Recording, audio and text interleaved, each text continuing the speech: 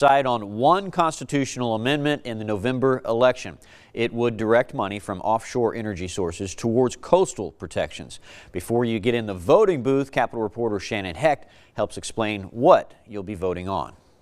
Amendment 1 asks if future revenue from the federal government due to offshore wind and solar sales should be directed solely to a fund that is for coastal restoration and protections. It would be similar to how oil production money comes to the state from the Mesa Agreement. Voters will determine if the money should go to the coast or into the overall bank of the state. If we ever get this money, should it be focused just on coastal issues, or should it go shared with the entire state and put in the general fund where all kinds of decisions can be made on when it goes toward education, healthcare? There isn't a revenue stream right now, but the renewable offshore business is growing. This amendment would safeguard any future funds for protecting the coast. This constitutional amendment would essentially make that a constitutional protection. State Representative Joe Orgeron brought this amendment to the legislature. As a cutoff resident, he knows firsthand what the dangers of not protecting the coast would cost Louisiana. He also believes that putting this language in place will help with federal legislation that would increase funds from oil and renewable energy production in the Gulf. It's basically kind of a rededication, a recommitment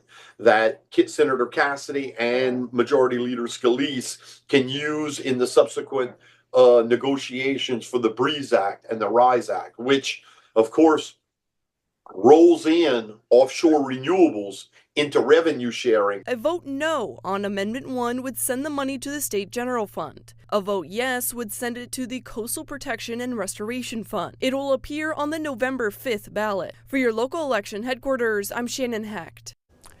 And here are some important dates for the upcoming presidential election you need to keep in mind. The deadline to register to vote online is Tuesday, October 15th. Early voting runs from October 18th to 29th, but not on the Sundays of those weeks. The deadline to request an absentee ballot is November 1st.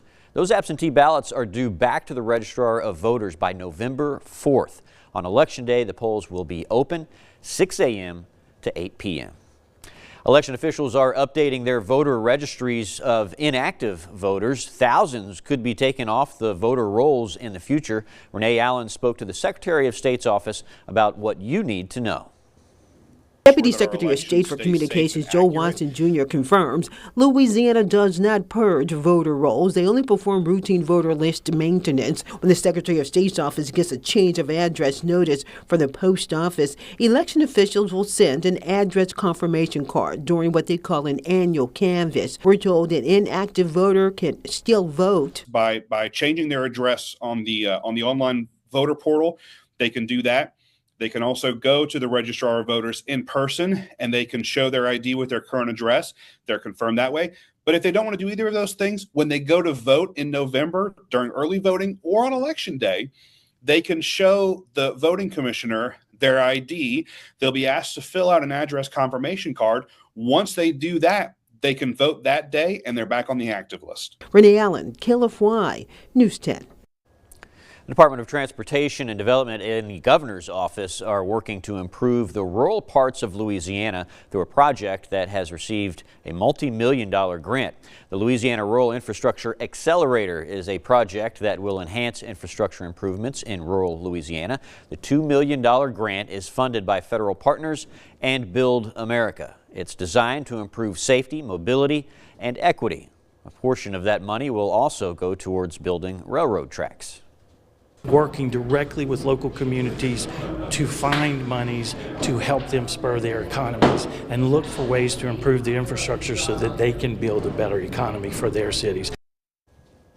Louisiana residents will start to see the benefits of the project within a year. State leaders say they have protocols in place before working to revitalize areas on the US 90 bridge and railroad tracks.